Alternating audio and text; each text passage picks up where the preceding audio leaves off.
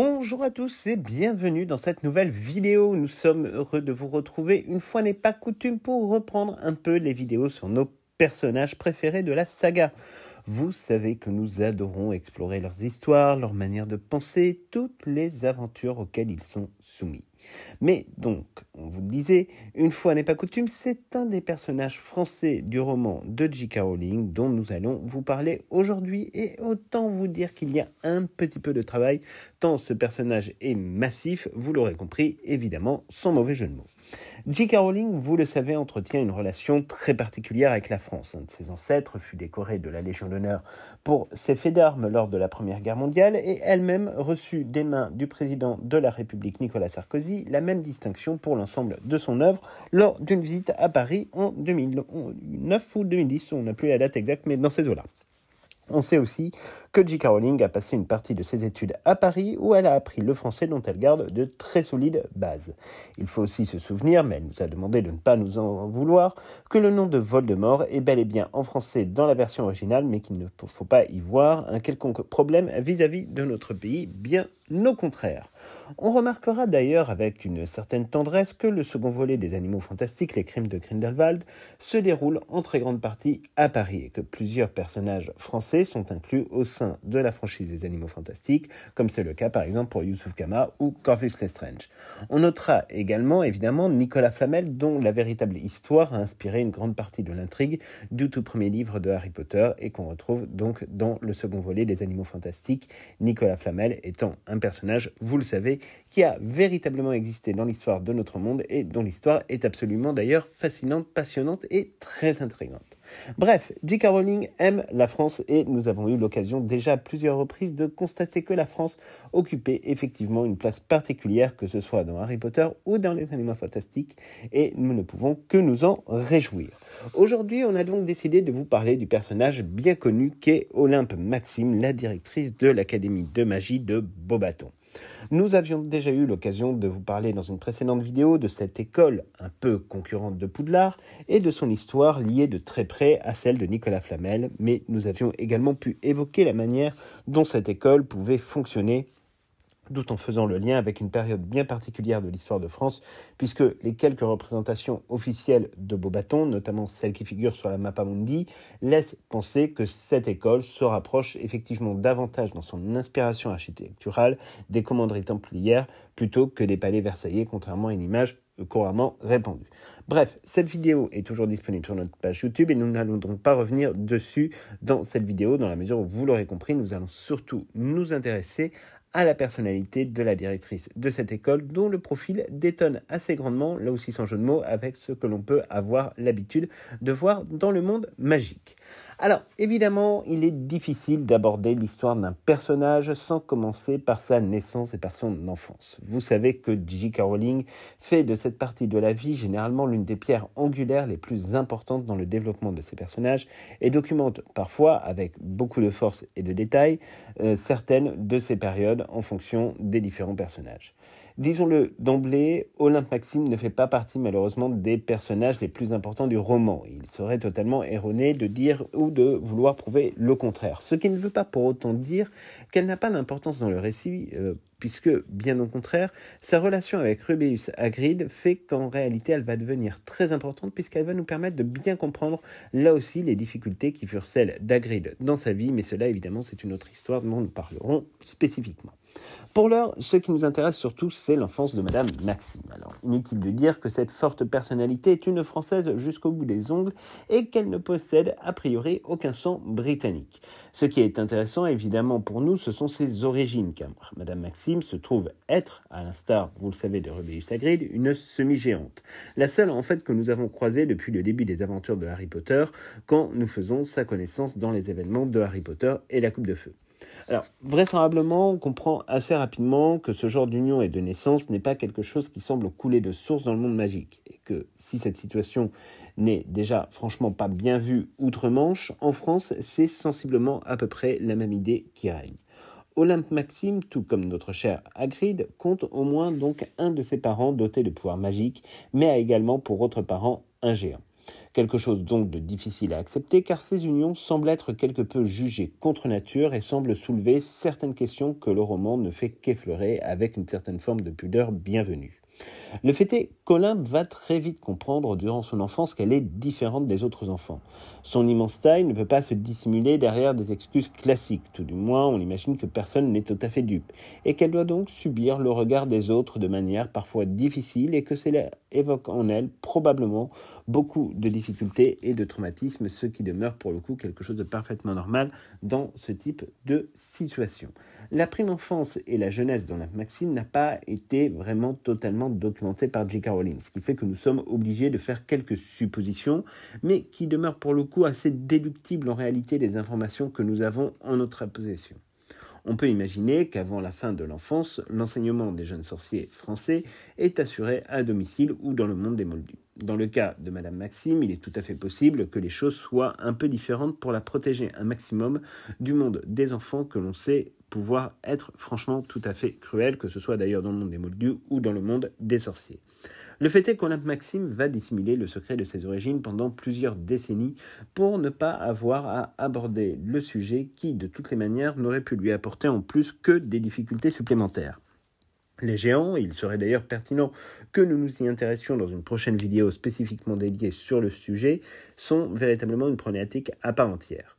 Ce qui est certain pour le coup, c'est qu'il n'y a absolument aucune différence dans la perception que la communauté magique française peut avoir vis-à-vis des géants par rapport à celle que peut avoir la communauté magique britannique. Le sujet est totalement tabou, totalement rempli de non-dits, et il vaut mieux faire profil bas quand on est dans ce genre de situation. Son enfance n'a pas été donc documentée plus que cela, mais on peut assez facilement faire la supputation, en tout cas, qu'elle a traversé des périodes probablement difficiles où elle a dû subir de très nombreuses moqueries et même, disons-le très clairement, malheureusement, des faits de harcèlement. On peut également partir du principe qu'elle a fait sa scolarité magique au sein de l'académie de Beauxbatons, ce qui semble pour le coup tout à fait logique dans la mesure où elle en deviendra plusieurs décennies plus tard la directrice. On ne sait pas grand-chose de la manière dont se déroule exactement la scolarité au sein de Beauxbatons. On ne glane que très peu d'informations dans Harry Potter et la Coupe de Feu, et le sujet n'a pas été documenté outre mesure en dehors de quelques développements sur l'esthétisme des lieux et certaines habitudes de l'école. On imagine que durant sa scolarité à Beauxbatons, Olympe Maxime fait preuve de très bonnes capacités académiques et d'une maîtrise confirmée de la magie au fur et à mesure des années qui passent.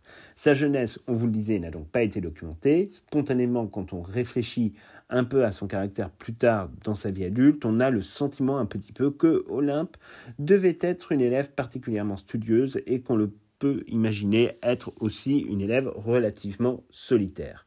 Sa dimension de semi-géante n'aura nécessairement échappé à personne et il est fort probable qu'elle ait rencontré au cours de sa scolarité des problématiques, là aussi de harcèlement, à des degrés peut-être plus ou moins élevés en fonction des époques. Le fait est que l'on sait que sa scolarité d'un point de vue académique se déroulera avec brio et qu'elle obtiendra ses différents diplômes avec des notes que l'on peut imaginer tout à fait satisfaisantes.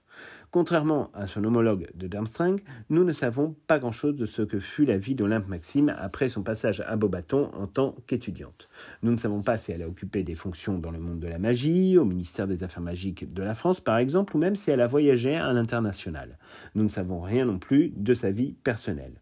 On peut simplement faire l'hypothèse, plus que probable, qu'au moment des événements de Harry Potter et la Coupe de Feu, cette dernière ne s'est pas mariée et demeure encore et toujours célibataire.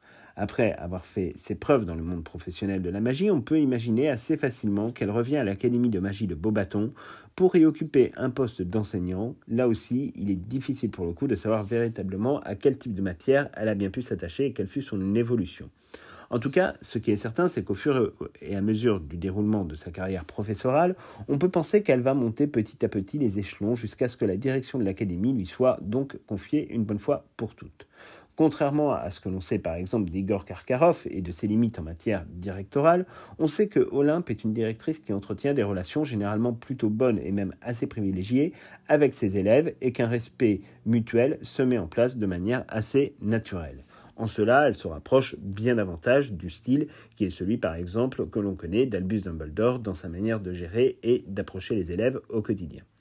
Là où Igor Karkaroff imposait on va le dire, une certaine forme de distance très prononcée et un comportement généralement et souvent cruel en tout temps vis-à-vis de ses élèves, on sait qu'Olympe Maxime adopte, elle, un style tout à fait contraire, sans pour autant se départir d'une autorité certaine et d'une élégance toute française qui implique forcément une certaine distance. On sait qu'elle sera notamment aperçue en août 1994 lors de la 422e Coupe du Monde de Quidditch, où elle sera à la tête d'une délégation d'étudiants de l'Académie de magie de Beauxbatons. Elle croisera à ce moment-là très brièvement Ron, alors qu'elle est à la recherche de ses élèves dans la panique suivant l'apparition, vous vous en souvenez, de la Marque des Ténèbres lors de la soirée suivant la finale de la Coupe du Monde de Quidditch. Nous ne connaissons pas du tout le positionnement politique d'Olympe Maxime, ni la manière dont elle s'est positionnée durant la première guerre du monde des sorciers.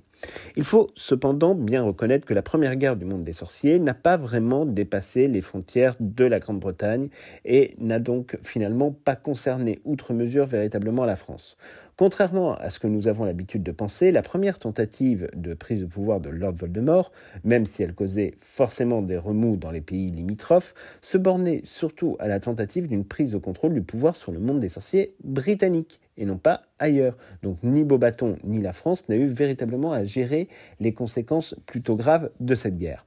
Évidemment, d'un point de vue philosophique, il est très peu probable qu'Olympe Maxime n'adhère en quoi que ce soit aux idéaux défendus par ce mage noir ou non français un peu étrange et qui n'a pourtant aucun rapport avec son pays. Bien entendu, la société magique française est également agitée par le débat presque éternel sur la question de la pureté du sang. Mais pour être tout à fait honnête, ce n'est pas le personnage d'Olympe Maxime avec ses origines qui risque d'y adhérer. La société magique française, on le comprend dans les crimes de Grindelwald, repose autour d'une logique relativement similaire à celle que l'on peut côtoyer en Grande-Bretagne. On y trouve de grandes familles dont les origines remontent sur plusieurs siècles, voire même sur des millénaires, mais on n'a pas le sentiment que la France soit véritablement un pays où le statut du sang occupe, à cette époque-là en tout cas, une place à part entière dans le débat.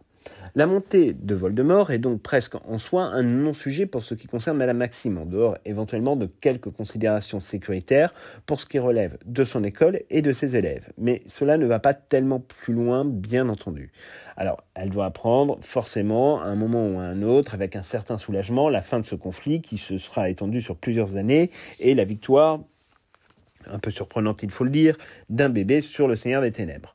Bien entendu, la défaite de Lord Voldemort a pu créer ici ou là quelques remous en matière de politique interne dans certains pays, mais nous n'avons pas assez de documentation pour nous pencher avec sérieux sur le sujet. Nous n'allons donc pas nous y attarder, vous le comprendrez bien.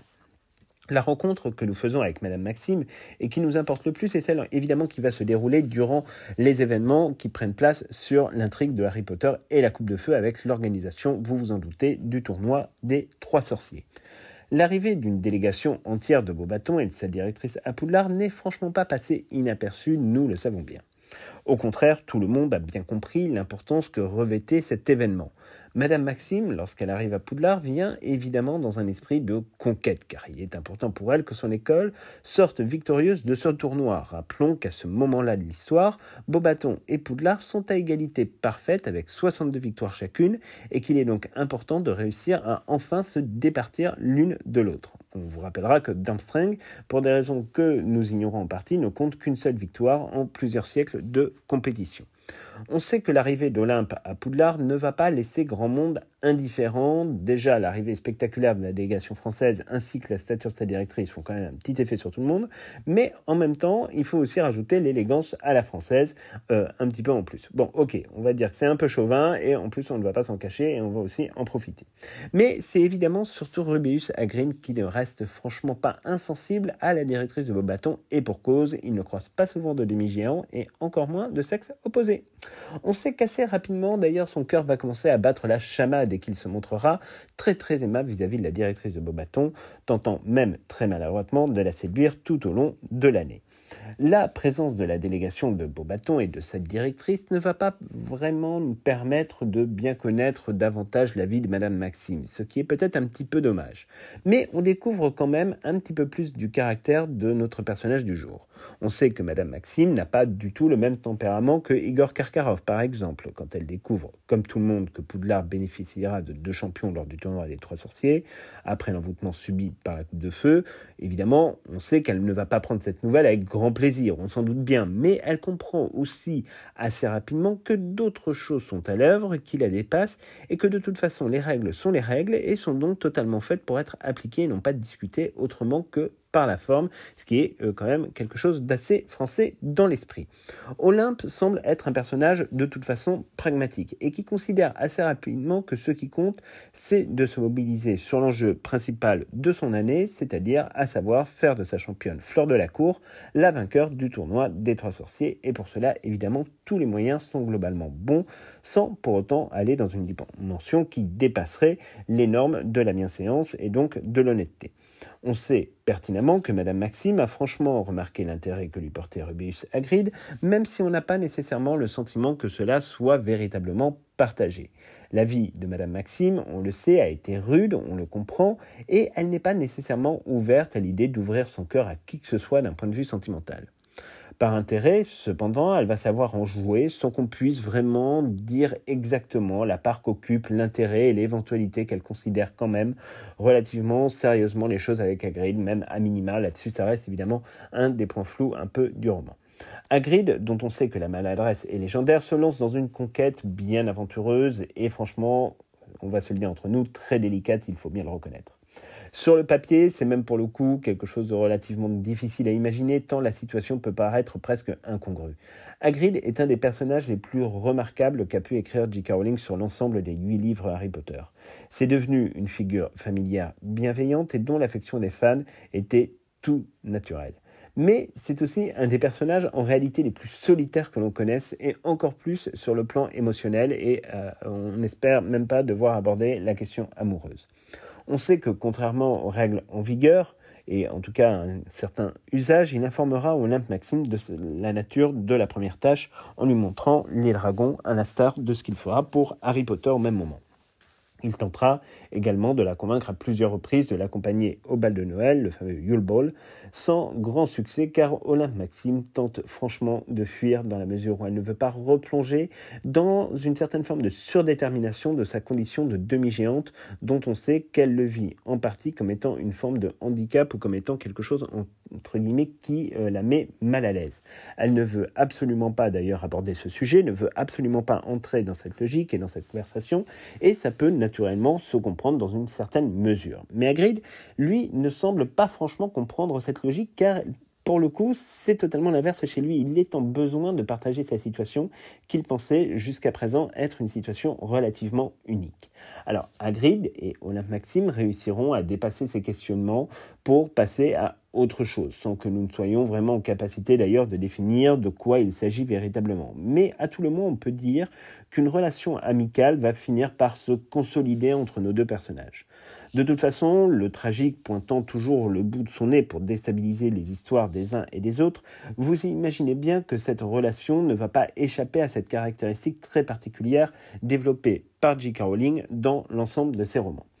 En l'occurrence, les événements qui vont se dérouler tout au long du tournoi des Trois Sorciers, qu'Olympe n'arrive pas nécessairement d'ailleurs à cerner, vont avoir évidemment un impact sur sa vision des choses, que ce soit à court, moyen ou long terme.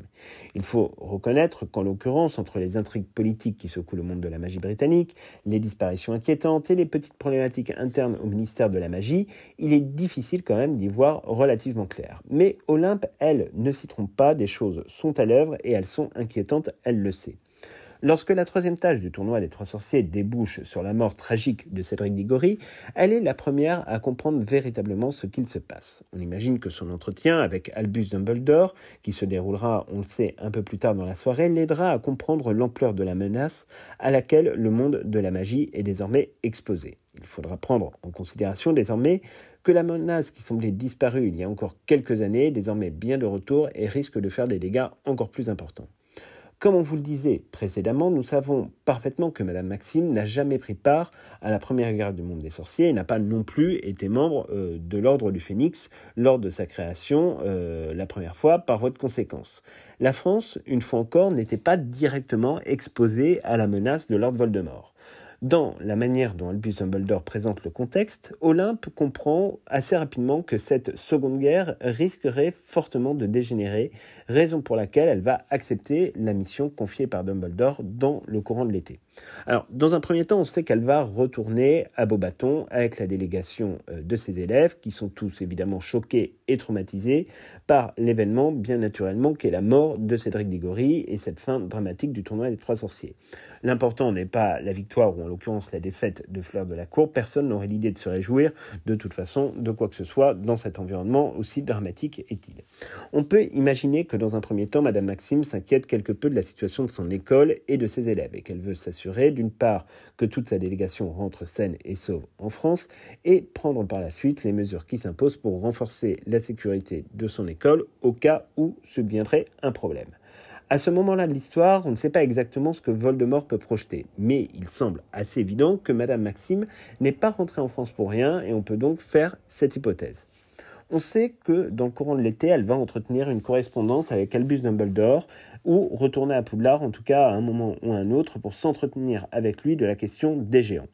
Naturellement, Rubeus Hagrid est associé à cette discussion. L'idée fixe qui est celle d'Albus Dumbledore est que Voldemort va chercher à constituer une armée qui mêlera toutes sortes d'individus et de créatures peu recommandables. La question des géants, qui sont généralement disséminés dans l'Est de l'Europe, est un sujet franchement toujours très délicat à traiter dans la communauté magique internationale. Ils sont clairement mis au banc de la société magique depuis déjà un bon moment, et Dumbledore pense nécessairement de leur tendre la main, même si l'expérience risque de se révéler dangereuse. En tout cas, il veut tester évidemment ce coup-là. Pour lui, l'idée est d'envoyer Olympe Maxime et Rubeus Hagrid comme émissaires auprès des géants pour les convaincre de ne pas céder aux sirènes de Lord Voldemort et éventuellement les convaincre de s'opposer au Seigneur des Ténèbres. Bon, en réalité, on va se le dire assez honnêtement, l'entreprise, elle est quasiment perdue d'avance. Mais pour une raison qui n'apparaît pas très claire, mais qui tient probablement plus du sentiment de la responsabilité qu'autre chose, Olympe Maxime va accepter de relever ce défi.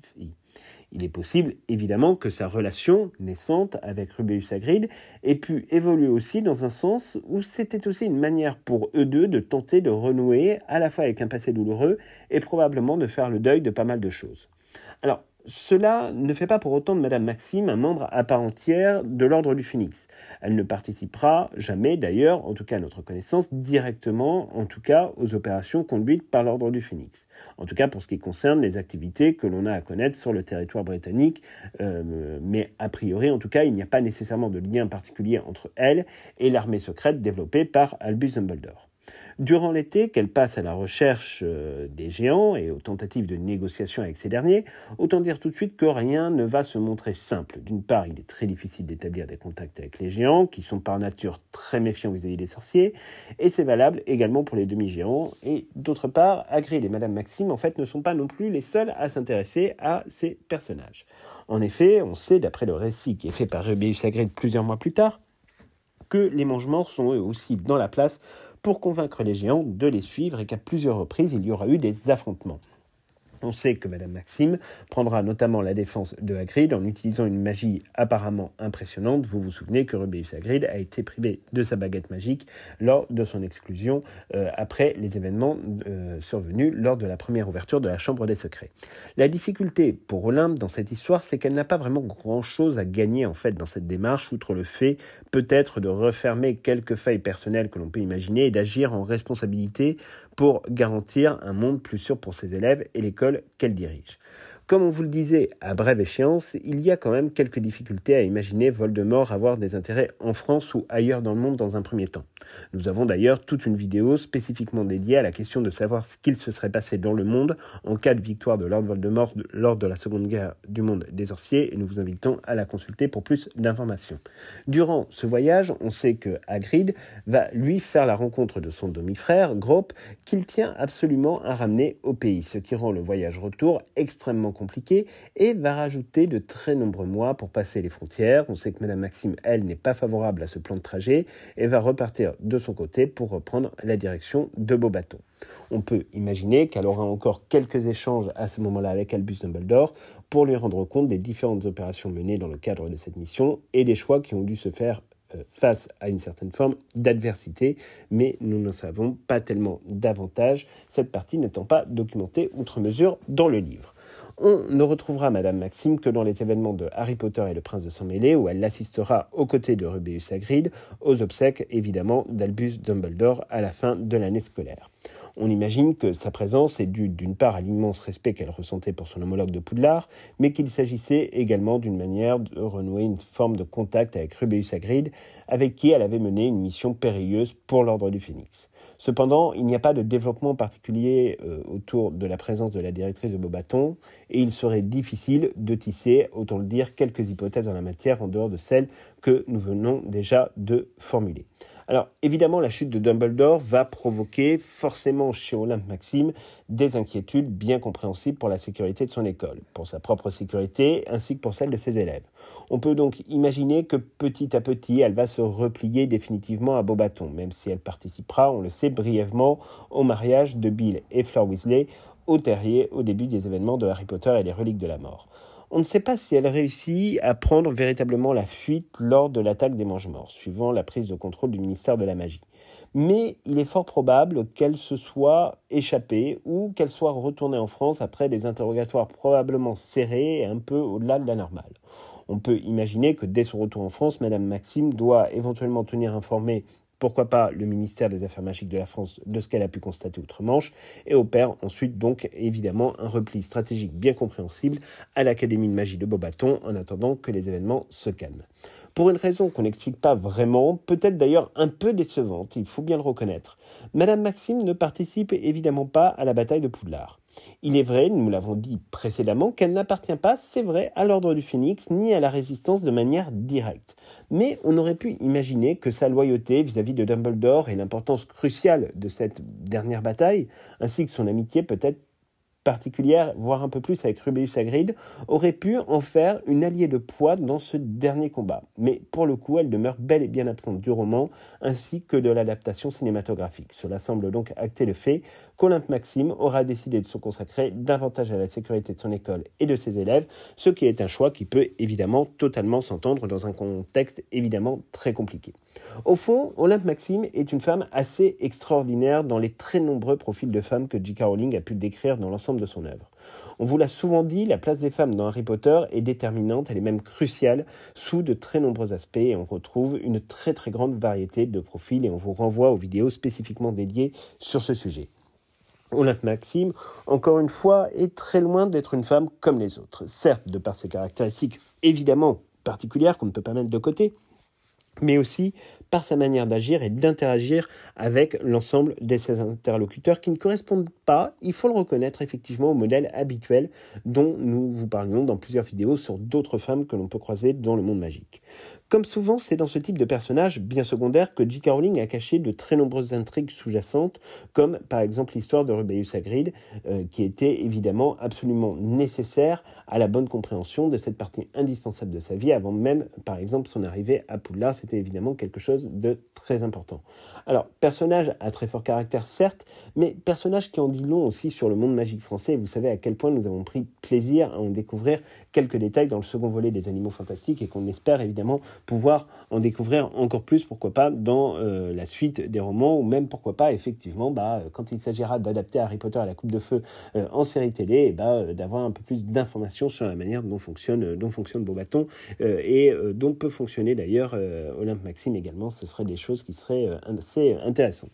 Donc voilà, grosso modo, ce qu'on pouvait vous dire sur ce personnage qui, nous, est un personnage qui nous intéresse, parce que, bon, évidemment, c'est un personnage français, donc cocorico, mais c'est aussi, on va dire, voilà, encore une fois, une femme à part entière qui n'est pas du tout dans les mêmes profils. On ne peut pas la comparer à une Molly Weasley, à une Bellatrix Lestrange, à une Ginny Weasley ou à d'autres femmes comme Minerva McGonagall ou autres. On est vraiment sur, encore une fois, un autre profil avec une histoire difficile, une enfance complexe, des origines qui ne sont pas simples à gérer et voilà, beaucoup de tabous et beaucoup de non-dits qui ont du mal à être résolus. Ça, c'est vraiment, nous, quelque chose qui nous a semblé, mais franchement, très intéressant à aborder, et on trouve que J.K. Rowling a là-dessus, au travers de ce personnage, franchement le nez creux, parce que c'est vrai que sans ça, ça aurait été peut-être un petit peu plus difficile d'amener la véritable histoire de Rubeus Hagrid, d'en parler, de peut-être aller au fond des sujets et au fond des tabous comme cela a pu être le cas. Donc vraiment, là, pour le coup, c'était une vraie réussite. Et nous, c'est un personnage, évidemment, qu'on a trouvé franchement assez flamboyant. En plus, des personnages français, comme on vous le disait dans le roman, il y en a effectivement pas mal. On vous a déjà parlé de Nicolas Flamel, dont on vous reparlera probablement dans de prochaines vidéos. On vous a parlé de l'Académie de Beauxbatons en général. On vous a parlé évidemment donc dans cette vidéo de Madame Maxime, mais on pourra évidemment continuer à vous parler de Fleur de la Cour, de sa sœur également, pourquoi pas, et d'autres personnages que nous serions peut-être éventuellement amenés à découvrir prochainement. On vous a parlé aussi du personnage de Leta Lestrange, on vous a parlé de tout un tas de personnages encore qui restent à traiter peut-être de manière plus spécifique comme c'est le cas avec Youssouf Kama. Enfin bref, il y a beaucoup de choses évidemment dont on peut continuer à discuter sur le monde français, mais c'est vrai que forcément pour nous, c'est quelque chose qui nous intéresse du fait que forcément ça nous rappelle de bons souvenirs puisque nous sommes français et fiers de l'être. Bref, donc c'est tout pour cette vidéo. On espère qu'elle vous aura plu. N'hésitez pas à nous dire dans les commentaires ce que vous pensez du personnage de Madame Maxime. Nous, voilà, c'était un personnage qu'on a aimé redécouvrir et dont c'est vrai qu'on aimerait bien découvrir aussi encore quelques facettes de la personnalité. Si un jour J.K. Rowling avait envie d'écrire, pourquoi pas une petite nouvelle ou de donner quelques informations supplémentaires sur ce personnage. Donc voilà, on espère en tout cas vraiment que ça vous aura plu. N'hésitez pas à nous le dire dans la vidéo et on se retrouve donc très bientôt pour plein de nouvelles aventures.